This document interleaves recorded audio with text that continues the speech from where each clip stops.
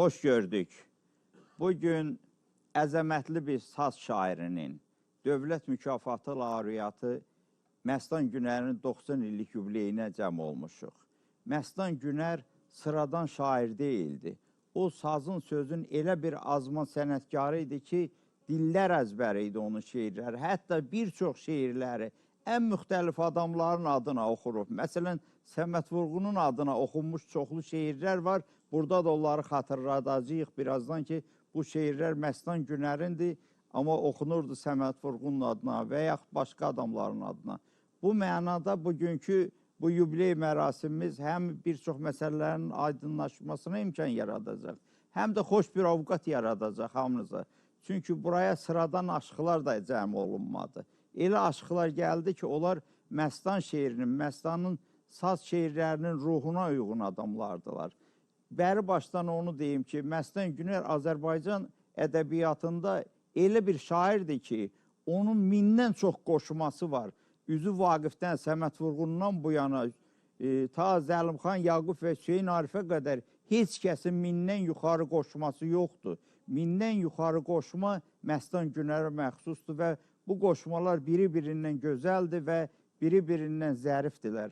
O anlamda istəyirəm ki, verilişimizi başlayaq və başlamamışdan demək istəyirəm ki, Məstanın şeirlərində elə bir obrazlar görəcəksiniz ki, o obrazlar qeyri-adidir. Məsələn, deyir ki, bircə kirpiyini qoyub kənara tək onun başına dolanmaq olar.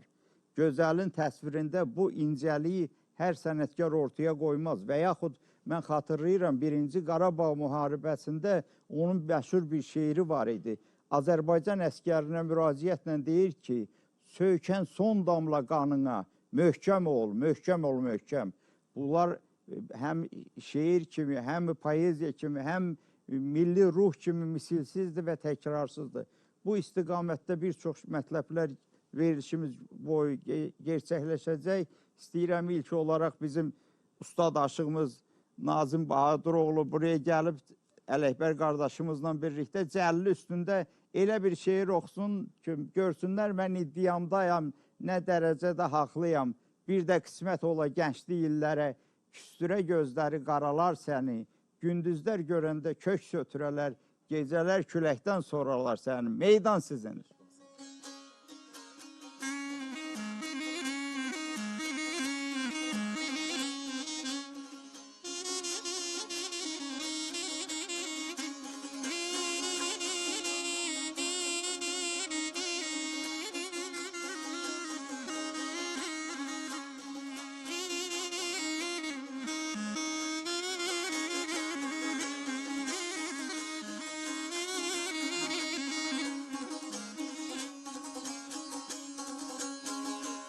Qismət ola gənclikləri,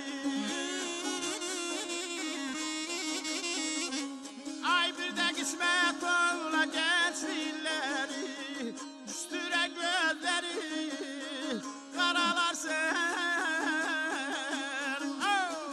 qaralar sən.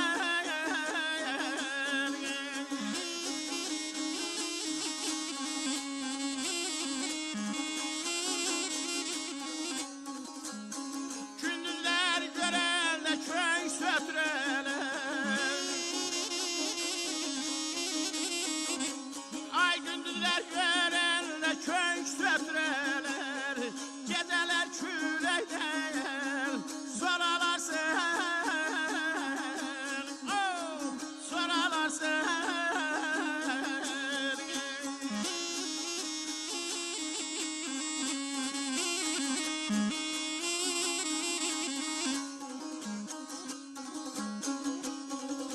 Belə yanaqlar allanan ayellər elə söz soruşanda, əlinə döyələr tel qarşında, aceyran, aceyran, aceyran.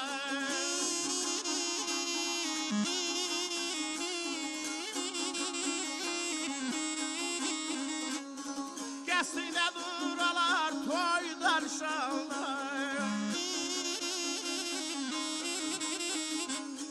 qəsrində duralar toydan şalday, oynadım, oynadım, yoralar sən.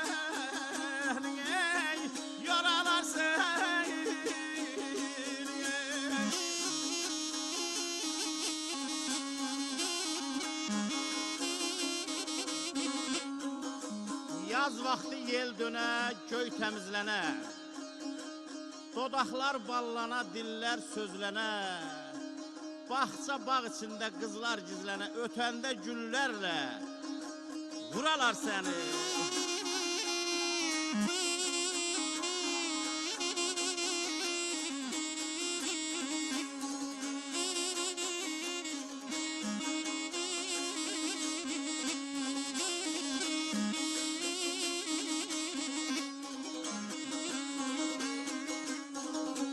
Belə məstan uzaqdan görələr yenə,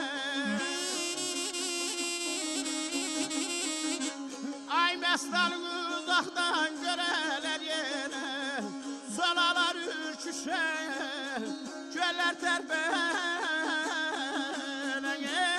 ölürəm ceyran bala.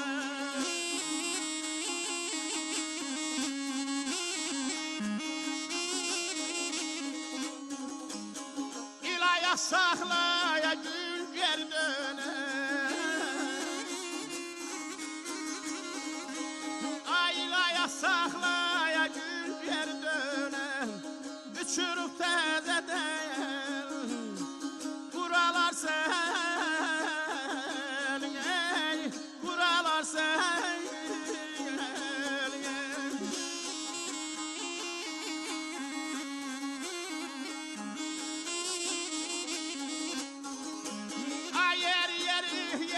Şamama gözəl, ay yeri şamama gözəl, yetirdin ömrümü tamama gözəl, oh, tamama gözəl abala.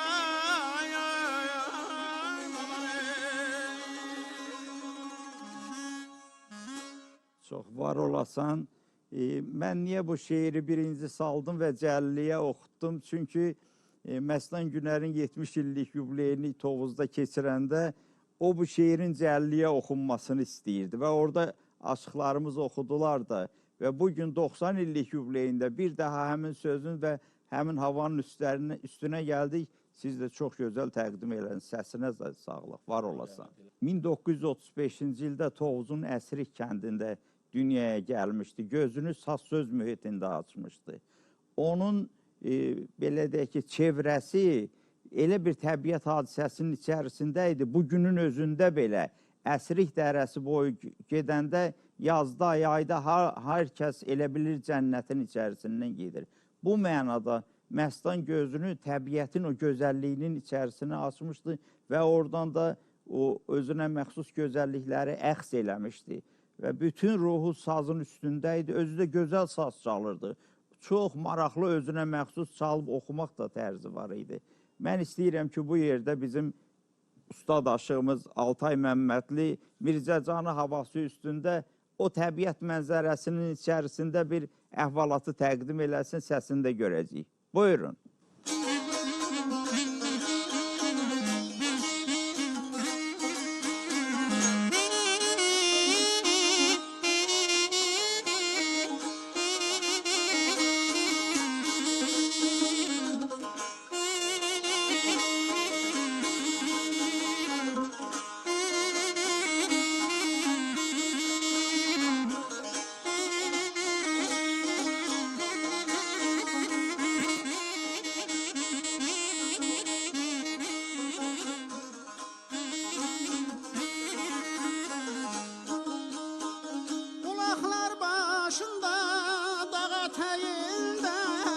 Dəstədən bir gözəl belə qızar alanda,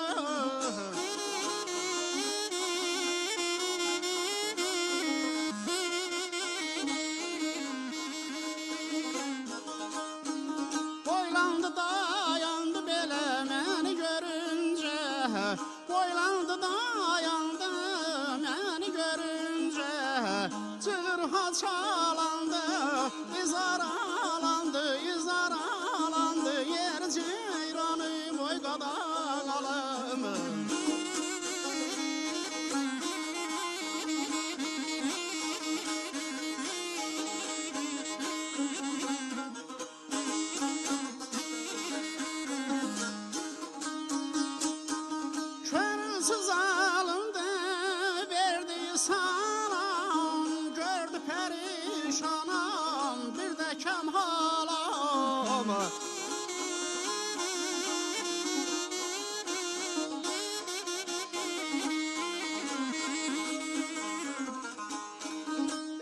İstədim çağırıb könlünü yalamı, İstədim çağırıb könlünü yalamı, qəlbində dilində söz aralandı, söz aralandı, yer ceyranım oy qadağalımı.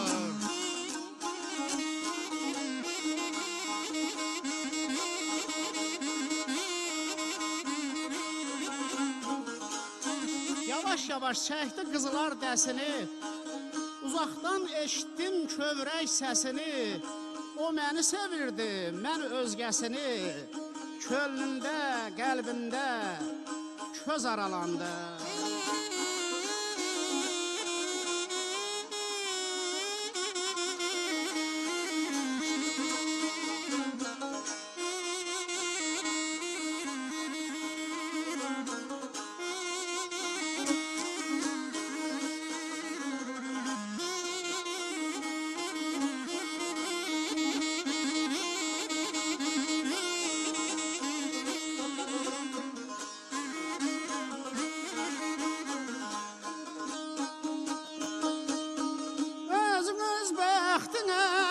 Daş atma məstan, söylə kim endirər belə səni birazdan.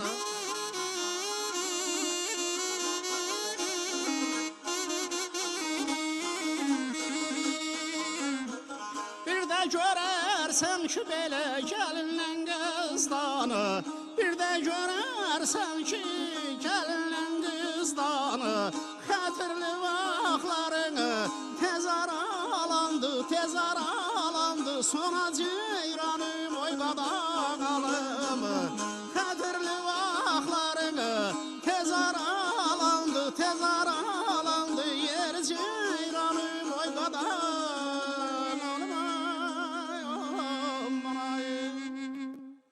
Var ol Altay, həqiqətən dağlar ətəyində, bulaq başında o mənzərə və o mənzərənin içərisində bu əhvalat çox yerindədir və şeirə də çox gözəl gəlib, siz də çox gözəl çatdırdınız, var olasınız. Məstan Günər etnoqrafik mədəniyyətimizi, saz söz ruhunu, xalq belə deyək ki, o ruhunda gələn incəlikləri çox gözəl bilirdi, misilsiz şəkildə bilirdi.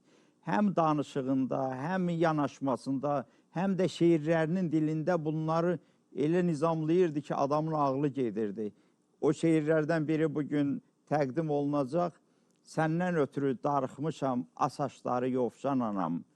Yaş ötür yaşın hökmünə, öyrəşən uyuşan anam. Bu şeiri mən illər öncəsi çox böyük bir xanəndədən eşitmişəm. İsmail Bozalqanlıdan. Və bugün onun şagirdi, bizim qardaşımız buradadır. Şəmşəd Elmanoğlu.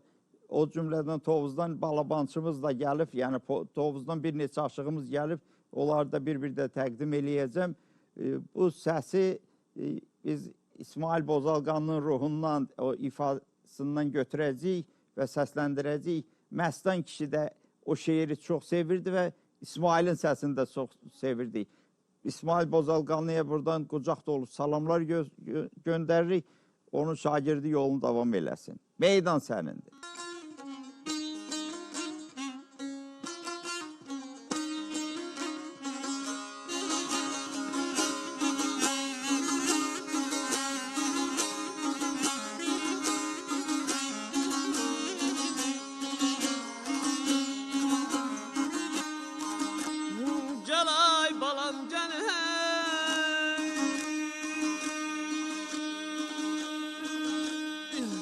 Senden ötürü garipsedim,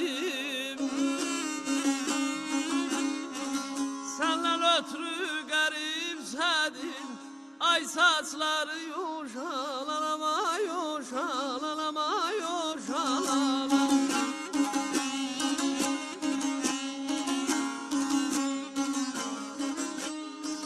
Yaş öttü yaşın hükmüne balal balal.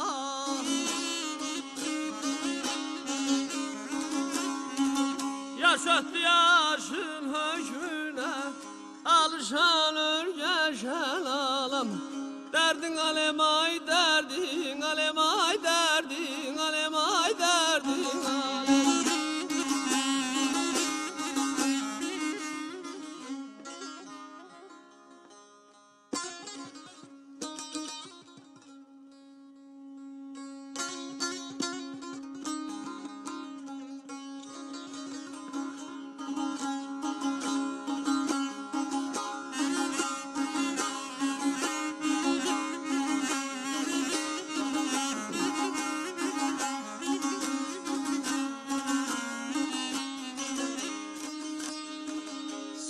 Sellərinə ay süpürləşən Sellərinə süpürləşən Çətin günlərdə gürləşən Çətin günlərdə gürləşən Ay dərdin alem, ay dərdin alem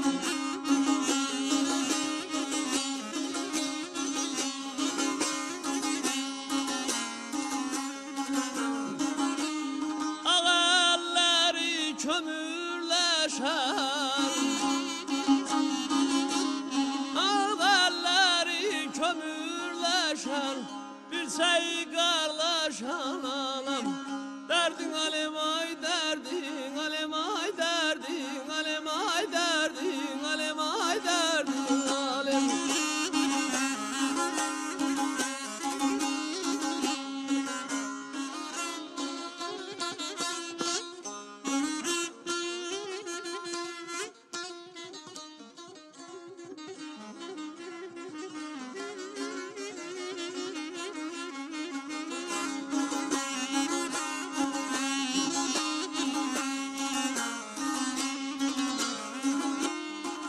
Narahat yatsa geceler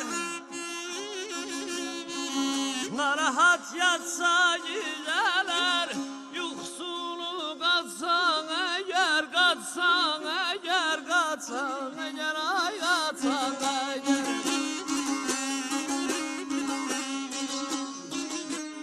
Gördüklerini seher seher balal balal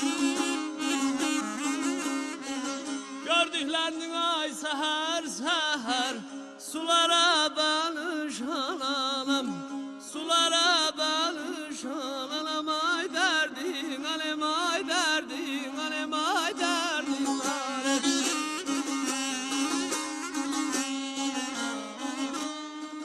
Gördüklerini seher seher Sulara danışan anam Sulara danışan anam Sağ ol Şəmşət, həqiqətən şeirdə çox gözəl bir ana portreti var. Ananın təbiətində olan o özünə məxsusluqlar, bənzərsizliklər və rəssam fırsasından keçən cizgilər var, şeir boyu. Saçları yoğuşan anamla tutmuş da biraz fağırlaşan anam, yaşına hökmünə öyrəşən anam. Bu mənada bu şeirdəki portret unudulmazdır və sazın sinəsində də yaşamağa dəyər. Gözəl çatdırdınız, var olun.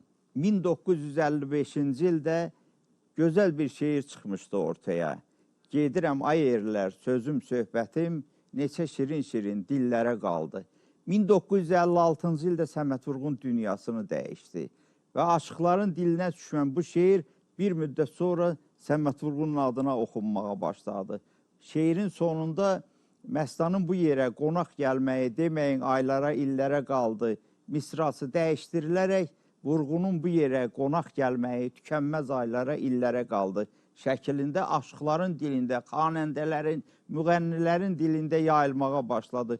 Günü bugün də o ənənə davam eləyir. Mən ustaddan soruşdum ki, bu şeirin Səməd Vurğunun adına oxunmasına necə baxırsan? Dedi ki, söz xalqındır. Mənim ya Səməd Vurğunun olmağının əhəmiyyəti yoxdur, söz xalqındır.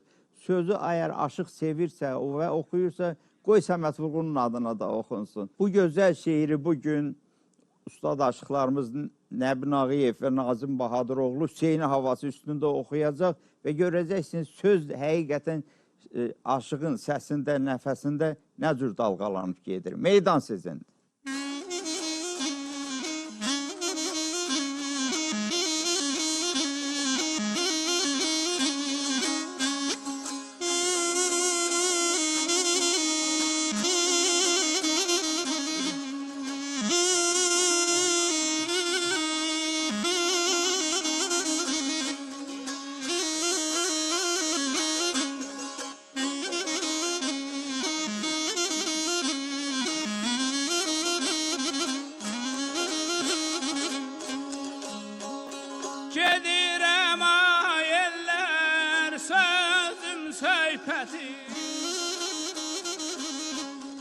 Gedirəm ayellər sözüm söhbətim Neçə şirin şirin ay dillərə qaldı Dillərə qaldı, dillərə qaldı, dillərə qaldı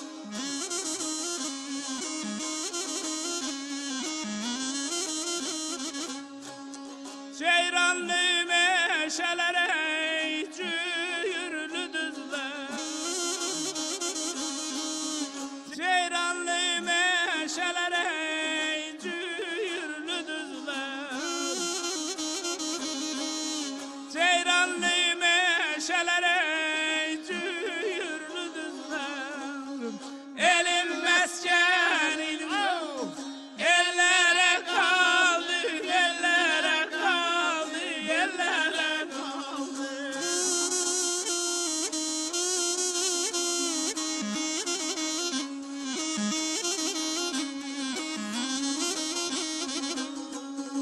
Gözümün önünde durur hemşe kaybolar Gözümün önünde durur hemşe Otlu biçen ehler yamyaşıl meşe Otlu biçen ehler yamyaşıl meşe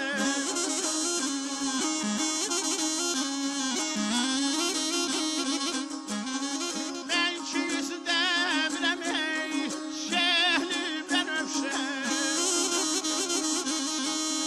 Ben kimisi demirəm ey şehli ben öpşem Çöllerde bitmiştin oh Çöllere kaldı, çöllere kaldı, çöllere kaldı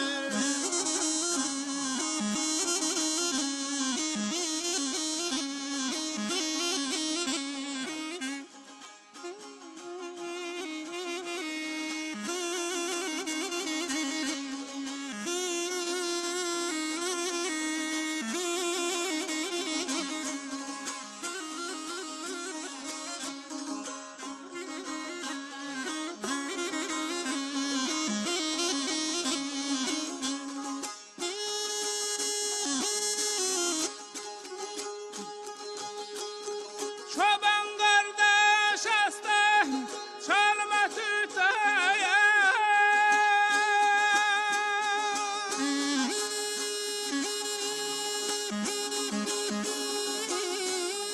Çoban kardeş hasta çalma tütaya Gene görüşer yay dağlar küleye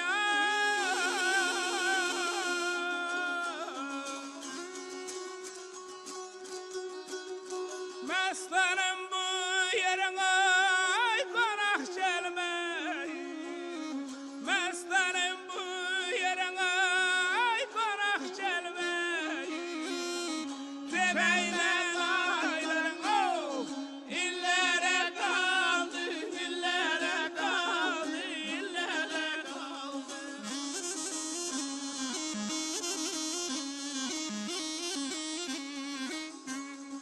Ay deyim deyim deyim ay sana derdim kaybolar Deyim deyim deymeyim saza derdim Belki tarihlerin oh yaza derdimi yaza derdimi yaza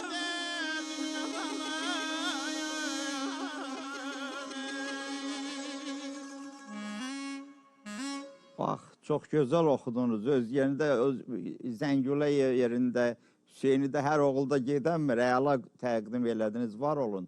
Bax, bu şeirin Səməd Vurğunun adına oxunması heç də təsadüfi deyil. Şeir o qədər mükəmməldir ki, o qədər gözəldir ki və saz ruhundadır ki, xalq düşünüb və aşıqlar düşünüb ki, belə şeir ancaq Səməd Vurğun yaza bilər və ona görə də Səməd Vurğunun adına oxuyublar. Amma ustadın öz adına da bugün oxuduğunuz hər şey yerinə düşdü. Var olasınız. Məstan Günər Azərbaycanın elə bir torpağında, elə bir kəndində böyümüşdü ki, orada böyük aşıqlar var idi. O aşıqların biri onun gözünün qabağındaydı, öz kəndlərində Əsrik kəndində idi. Usuboğlu Məhəmməd. Usuboğlu Məhəmməd Məstana bütün gücünlə aşıqlığın tarixi mahiyyətini aşılamışdı və onun şeirlərindəki o dil, üslubdan tutmuş, ta təqdim etmə manerasına qədər hər nöqtə Usuboğlu Məhəmmədin belə deyək ki, aşıqlıq məharətindən gəlmişdi.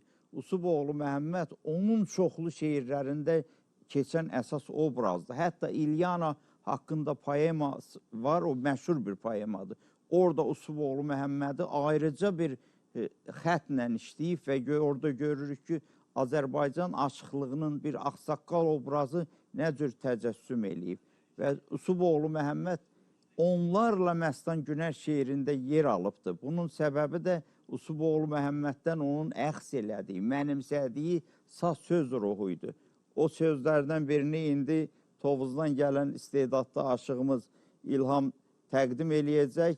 İlham Məmmədovun ifasında görəcəyik ki, hansı ruhu mənimsəyibdir. Usuboğlu Məhəmməd və o sıradan olan böyük şairlərin aşıqların əksəriyyətindən, məsələn, Əsəd Rızayevdən, Mirzə Bayramovdan bu aşıqları öz gözünlə görüb üz-üzə onlarla durmuşdu. Daha sonraki dönəmlərdə Əkbər Cəfərovla, İmran Həsənovla, Mikail Azaflı ilə üz-üzə qalmışdı.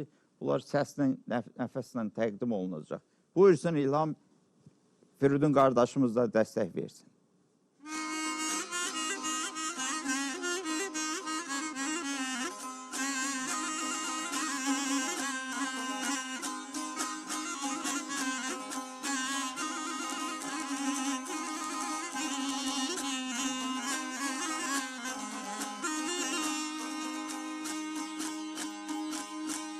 Ay bala gəlin,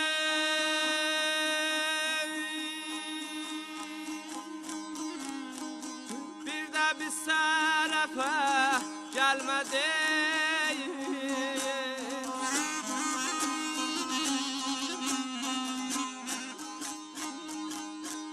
Yarpaq idim yergə, tirifgəyə, müşəmayəllər canan gəyər.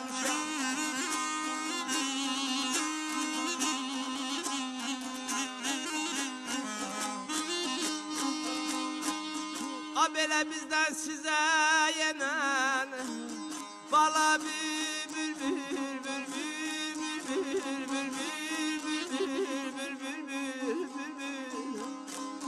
yollar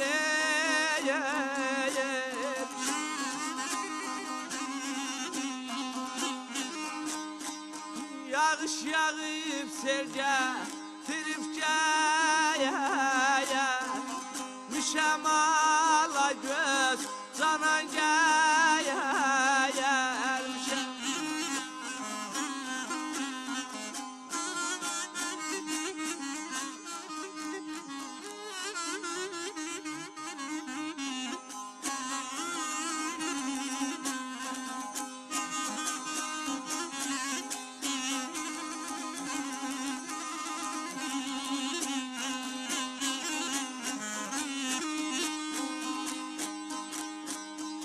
A belə yaramışam ay canan, səndən ötrü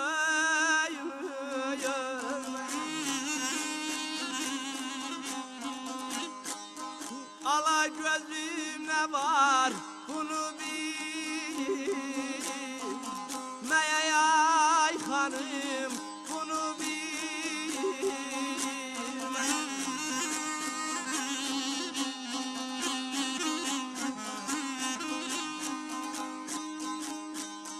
A belə barışmağa, danışmağa güyüm.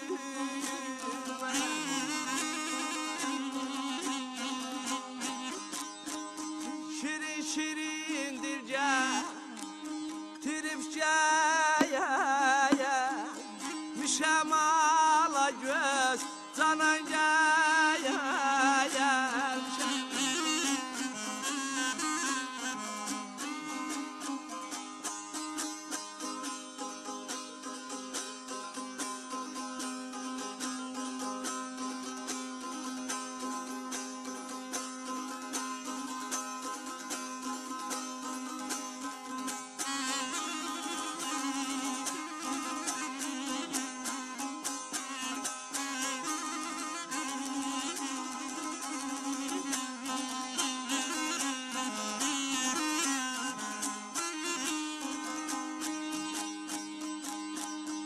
Məstanam mən şöhrətlidir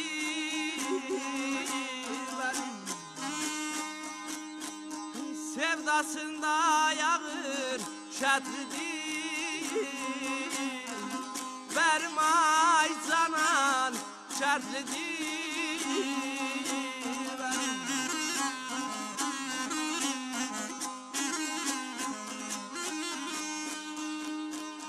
Daha keçih mərhəmətlidir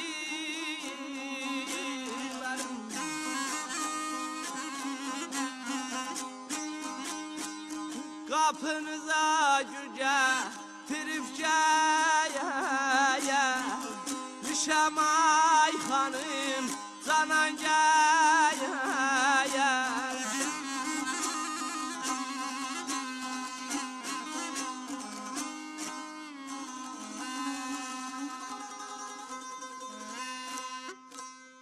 Var olun, bax, misralara fikir verin, necə başladı şeir. Deyir ki, biz də bir tərəfə gəlmə demişdin.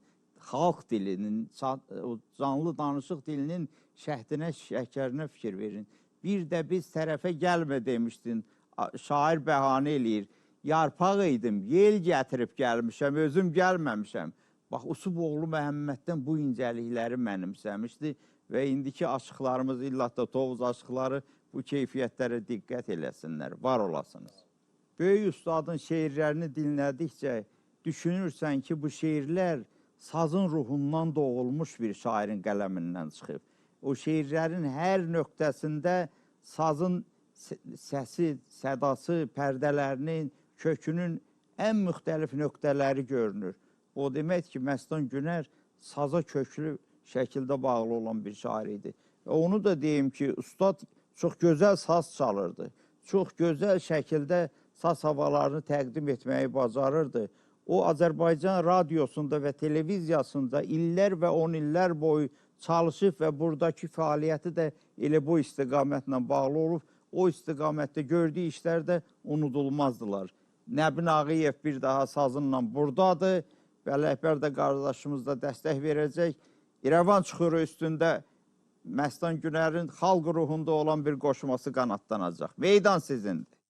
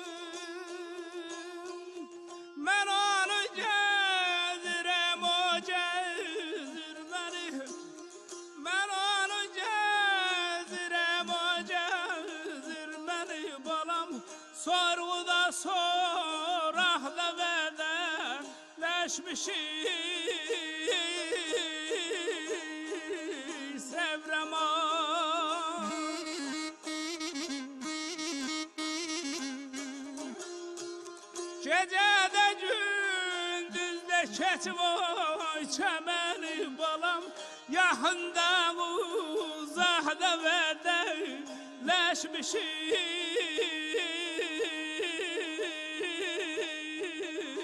Ay canalar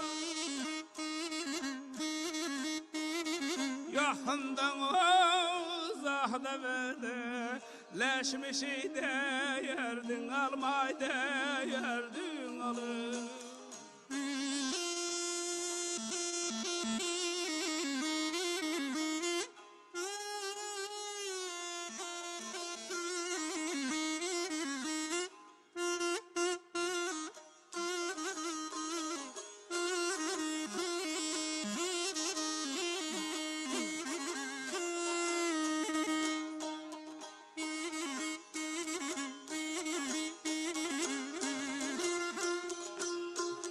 Basmışam bağrıma köz göndərəndə balam Basmışam bağrıma köz göndərəndə yazmışam sineme sözce derende ay ay ay canana.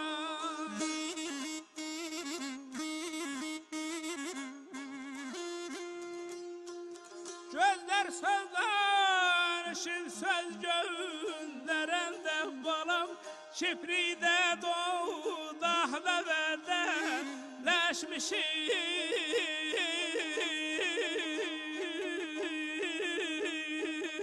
sevrem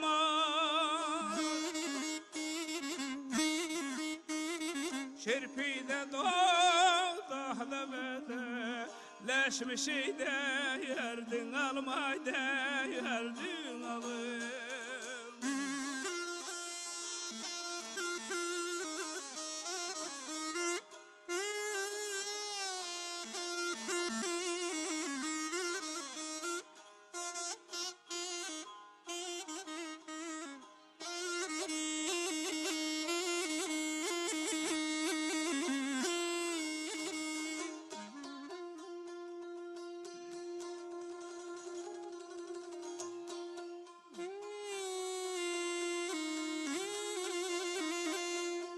Bele melez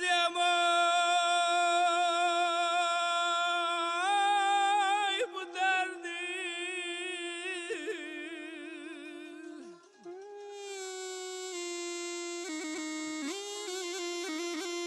Ele kime deymay bu derdi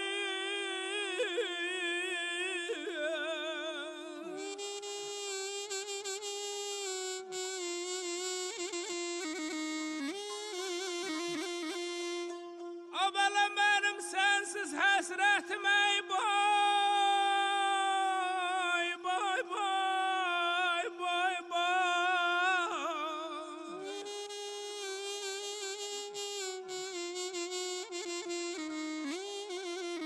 Ele değirmanın ey su derde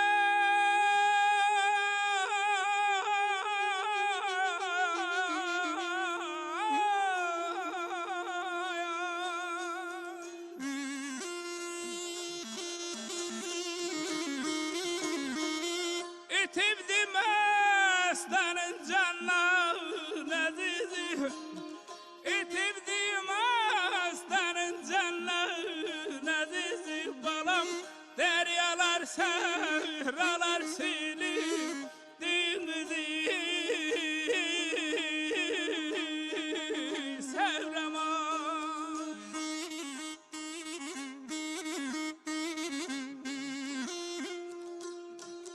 Ne yerde kim görsen o verdesizi balam Soruştun ne vahda vedeleşmişi ay ay ay sevrem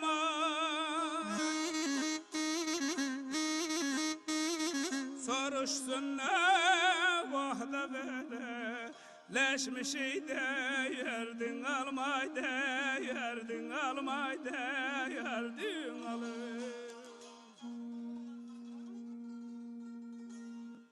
Aşıq Nəbi var olasan, ikiniz də var olasınız. Bugün təqdim olunan şeirlərdən də göründüyü kimi, Məstan Günərin şeirləri bir dastanvari ruhu daşıyır özündən. O da səbəbsiz deyildi. Onun həqiqətən bütün həyatı, ömrü əfsanə kimi idi, rəvayət kimi idi və sazın sözün içərisində idi. Bir çox şeirlərində dağlarla elə, belə deyək ki, söhbət eləyir ki, təbiətlə elə söhbət eləyir ki, görürsən ki, bütün ruhunla təbiətə qovuşmuş bir sənətkar. Havalar səsləndikcə, mahnılar oxunduqca Məstan Günərin şeirindən həqiqətən bir dastan ovqatı keçir. O dastan ovqatını dönüb-dönüb özü də xatırladır. Səni durnalardan xəbər alıram, Bağdad olub qürbətinə döndüyüm. Bu sıradan olan şeirlərin hamısı həqiqətən o ruhun ifadəsidir. Bizim istedaddaşımız yenə sazı sinəsində gəlibdir. İlham Məmmədli qardaşımızla birlikdə, Firidunla birlikdə bir gözəl hava, qədim Naxçıvanın havasının üstündə bu ruhu çatdıracaq. Meydan sizindir.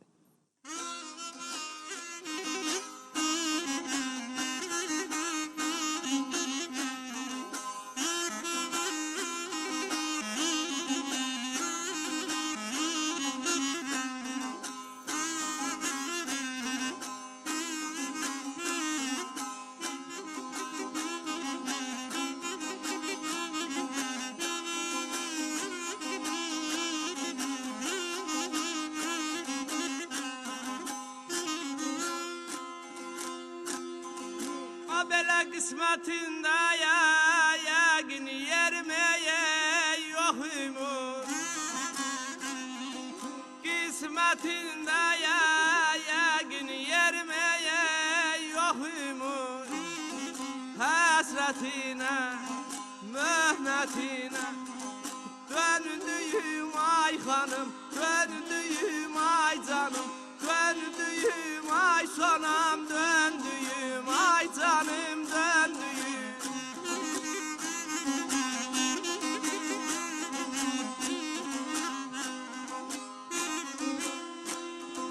Duralar dayan sen xəbərəyə alıram. Durnalar dayan sen xəbərəyə alıram. Bağda dolub hürmətinə döndüyüm ay xanım, döndüyüm ay canım, döndüyüm ay sonam, döndüyüm ay canım, döndüyüm.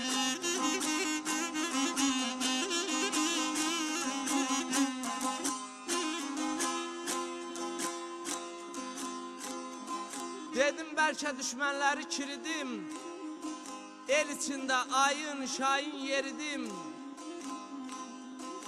Öz dərdimi alqanımla bürüdüm, gülgül olub heyrətinə döndüyüm.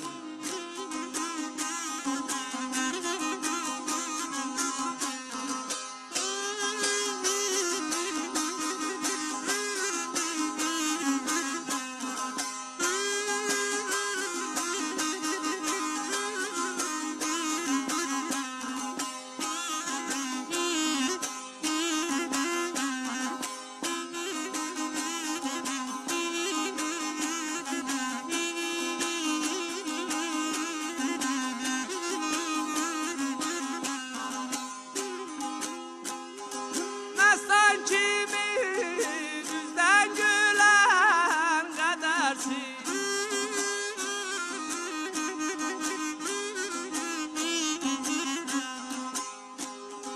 Məstan kimi üzdən gülən qədərsiz. Hamı gülür bir-birindən, xəbərsiz ay xanım, xəbərsiz ay canım, xəbərsiz ay sonam, xəbərsiz ay yarım, xəbərsiz.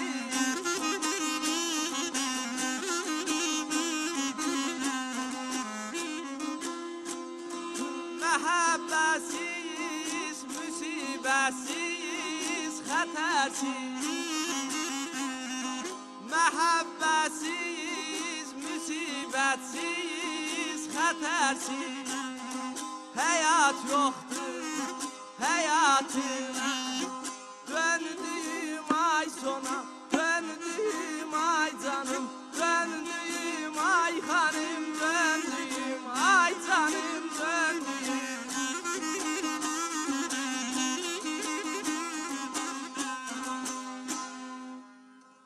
Var olasınız. Neçə ki, bu yeni nəsil aşıqlar var, o cümlədən tovuzumuzdan gələn yeni nasil aşıqlar. Məsələn, bugün Şəmşədin Sənin səsində də gördük və Məstan Günər'in şeirini özünlə dalğalandırıb aparır. O mənada sazımız da, sözümüz də, Məstanın bənzərsiz qoşmaları da inşallah sabaha doğrusu ümidlə, aydın bir işıqla addımlayacaq. Var olasınız, teşekkür edirəm. Gözəl bir saz şairinin, gözəl təbiət şairinin və gözəl məhəbbət şairinin unudulmaz şeirlərinlə verilişimizi yol boyu gətirdik və hamınıza xoş bir ovqat yarandı. Məstan Günər'in sözləri sazın sinəsində mən düşünürəm ki, uzun əsrlər boyu yaşayacaq. Çünki bu sözlər sazın ruhuna köklənib, onun yuvasından pərvazlanıbdır. Bir şeirindən də istəyirəm ki, son olaraq bir verilişimizi tamamlamağa doğru gedək. Göyçə havasında ən çox sevdiyi hava idi Göyçə Məstan Günər'in. Bu havanın üstündə Yaylaq qızına yazdığı bir qoşmanı Nəbin Ağayev və Nazim Bahaduroğlu təqdim eləyəcək. Qardaşımız Ələkbər də bütün ruhundan dəstək verəcək. Görək hansı ovqata köklənir sazımız, sözümüz. Meydan sizindir.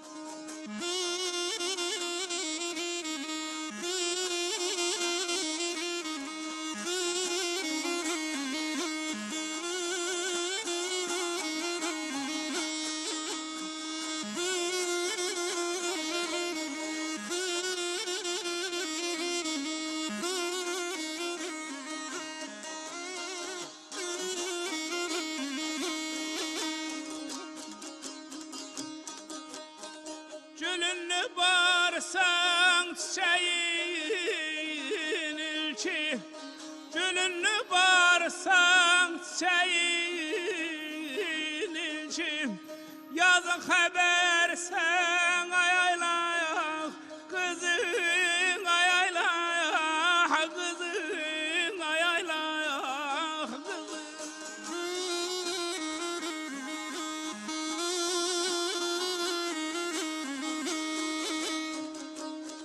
Ben öyle bilirdim, aman aman aman aman, Leyli Leyli Leyli Leyli Leyli Leyli Leyli.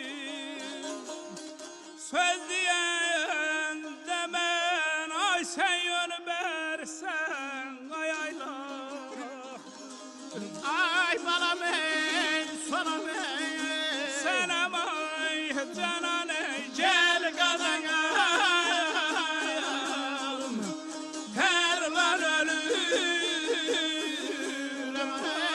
ey Ceylan.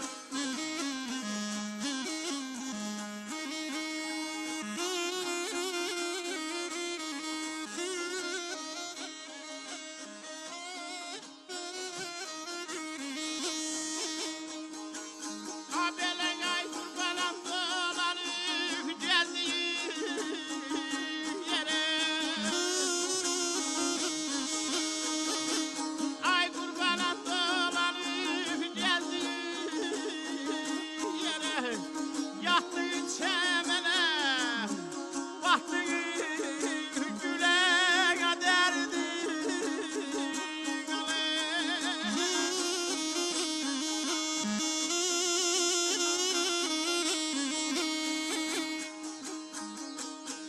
Güneşten ben senden aman aman aman aman, Leyli Leyli Leyli Leyli Leyli Leyli Leyli Leyli. Uşağım hele yaşta sen gelsen ay ay ay ay. ay balam ey, sanam ey. Balam ey, deden ey, gel kadına. Terlan ölürüm ey Ceylan.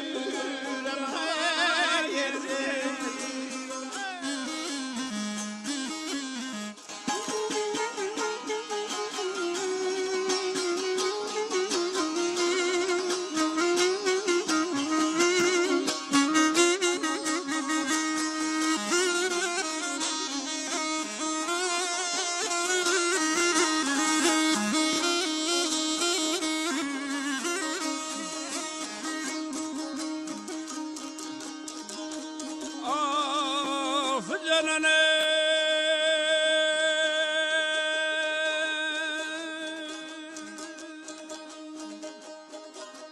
Abele mestanem ben dedim yan, o da benden.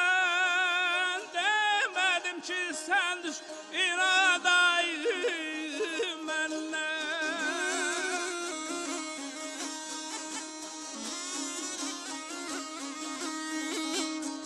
Hamile ben düzen dünyada senden. Aman bala boy boy, bala boy boy, bala. Sen niye gelsen ay ay ay ay. Ay balam ey, canan ey. Canan ay, deden ey, Gel kadına. terlan ölürüm ey Ceylan.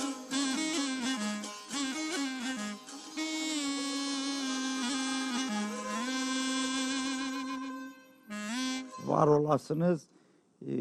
Bədəni titrədən, ruhu titrədən misralardır.